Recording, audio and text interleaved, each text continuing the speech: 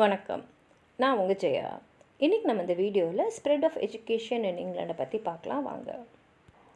சமுதாயத்தில், அரசியலில், பொருளாதாரத்தில் ஏற்பட்ட பல மாற்றங்களால் இங்கிலாண்டுக்கு தெளிவாக ஒன்று புரிஞ்சுது. அதாவது அதோடைய கல்வித்துறையை மேம்பட வேணும் அப்படின்றது நல்லாவே புரிஞ்சுது. அது மாத்திரம் இல்லாமல் நிறைய பேர் அதில் இருக்கக்கூடிய குறைகளை எடுத்து சொல்லி நமக்கு இன்னும் நல்ல ஒரு தரமான கல்வித்துறை தேவை அப்படின்றத எடுத்து சொன்னாங்க. அதே சமயத்தில் பார்த்திங்கன்னா இந்த தொழில் புரட்சி, அதாவது இண்டஸ்ட்ரியலைசேஷனால் அங்கே இருந்த தொழிலாளர்களுடைய வாழ்க்கை வறுமையிலையும் கஷ்டமான சூழ்நிலையிலையும் தள்ளப்பட்டுச்சு. அப்போ கல்வி ஒன்று தான் அவங்க வாழ்க்கையை முன்னேற்ற முடியுன்ற எண்ணம் நிறைய பேருக்கு இருந்தது.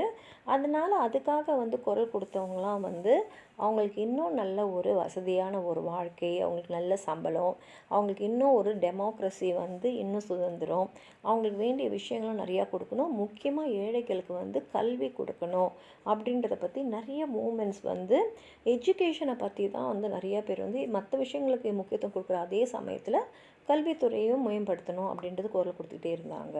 இப்போ 16ஆம் நூற்றாண்டில் 8ஆம் ஹென்றி சர்ச் ஆஃப் ரோம்லேருந்து பிரிஞ்சு சர்ச் ஆஃப் இங்கிலாண்டை ஆரம்பித்தாருன்றது நம்ம வரலாறில் பார்த்துருக்கலாம். ஆனால் அதனால் பார்த்திங்கன்னா மக்களுடைய வாழ்வாதாரத்தில் என்ன மாற்றம் வந்ததுன்னு பார்த்தா இல்லை. அதே சமயத்தில் இங்கிலாண்டில் இருந்த செகண்டரி ஸ்கூல் சிஸ்டம் ரினேசான்ஸுன்ற அந்த பீரியட் மூலமாக நிறைய மாற்றங்கள் கொண்டு வந்தது.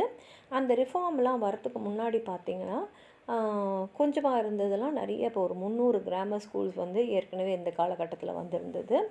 இருந்தாலும் பார்த்திங்கன்னா வேறு மன்னர்கள் ஆட்சி காலம் நடந்துகிட்டே இருந்ததுனாலையும் அந்த அரசியல் சூழ்நிலையின் காரணமாக கல்வித்துறை மேலே யாருடைய கவனமும் அந்த அளவுக்கு போகலை அப்படின்னு தான் அர்த்தமாக இருந்தது. ஆனால் இப்போ நிறைய பணக்காரங்க வந்திருந்தாங்க.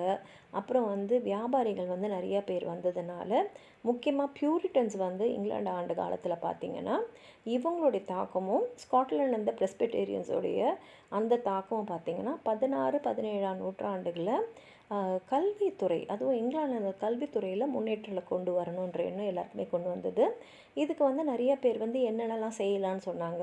அதாவது இன்னும் முக்கியத்துவம் ஆங்கில மொழிக்கு. ஏன்னா அதுக்கு முன்னாடி பார்த்திங்கன்னா லாட்டின், ஃப்ரெஞ்சு, க்ரீக் இதுக்கு தான் முக்கியத்துவம் இருந்தது. அதனால் நம்ம மொழியான ஆங்கில மொழிக்கு முக்கியத்துவம் தரணும், அறிவியலுக்கு முக்கியம் தரணும். மாடர்ன் லாங்குவேஜ் ஃப்ரெஞ்சு, இட்டாலியன் தான். அதே மாதிரி விளையாட்டுத்துறை இன்னை வரைக்கும் பார்த்திங்கன்னா இங்கிலாண்டில் விளையாட்டுக்கு கல்வித்துறையில் பள்ளிக்கூடங்களில் முக்கியத்துவம் இன்றைக்கும் இருக்குது. அதே மாதிரி பியூரிட்டன்ஸ் ஓரளவுக்கு கல்வித்துறையில் முன்னேற்றத்தை கொண்டு வந்தாலும் இந்த ஆங்கிலிக்கன் சர்ச்சும் அந்த ஓல்டு நொபிலிட்டியோடைய குறுக்கீடும் ஒரு நல்ல முன்னேற்றத்தை தரலன்னு தான் சொல்லலாம். சர் ஃப்ரான்சிஸ் பேக்கன் கண்டிப்பாக கல்வித்துறையில் முன்னேற்றம் வரணும்னு சொன்னார். அவருடைய எண்ணம்லாம் அறிவியல் ஆராய்ச்சி அந்த மாதிரி இருந்தாலும், அரிஸ்டாட்டில் ஸ்காலர்ஸ்க்கு எதிராக இருந்தாலும், அவர் என்ன சொன்னார்னா இந்த வீட்டிலே வச்சு பணக்காரங்க டியூட்டர்ஸ் வச்சு பசங்களுக்கு பாடம் சொல்லித்தராது நீண்ட காலத்துக்கு ஒரு நல்ல பலனை தராது. ஆனால் அதுக்கு பதிலாக எல்லாருமே பள்ளிக்கூடத்துக்கு அனுப்பணும். அங்கே இருக்கக்கூடிய அந்த சோஷியல் ஸ்டேட்டஸ், ஃப்யூச்சர் ஆக்டிவிட்டியை அது இன்னும் பலப்படுத்தும். அதே மாதிரி பார்த்திங்கன்னா கல்வித்துறையில் நிறைய மாற்றங்கள் தரணும். அவங்கள ஒரு சிறந்த குடிமக்களாக, ஒரு சிறந்த ஆட்சியாளர்களாக உருவாக்குறதுக்கு நம்ம அறிஞர்களை அவங்கள ஆக்குறதுக்கு நம்ம வரலாறு, மாடர்ன் லாங்குவேஜ், பாலிட்டிக்ஸ் எல்லாம் கல்வித்துறையில் கொண்டு சேர்க்கணும். அப்போ தான் கல்வித்துறை மேம்படும்ன்ற கருத்தை அவர் சொன்னார். உங்களுக்கு ஏதாவது சொல்லணும்னு நினச்சிங்கன்னா கீழே இருக்கிற கமெண்ட் பாக்ஸில் எழுதுங்க. இந்த வீடியோ லைக் பண்ணுங்கள், உங்கள் ஃப்ரெண்ட்ஸோடு ஷேர் பண்ணுங்கள்.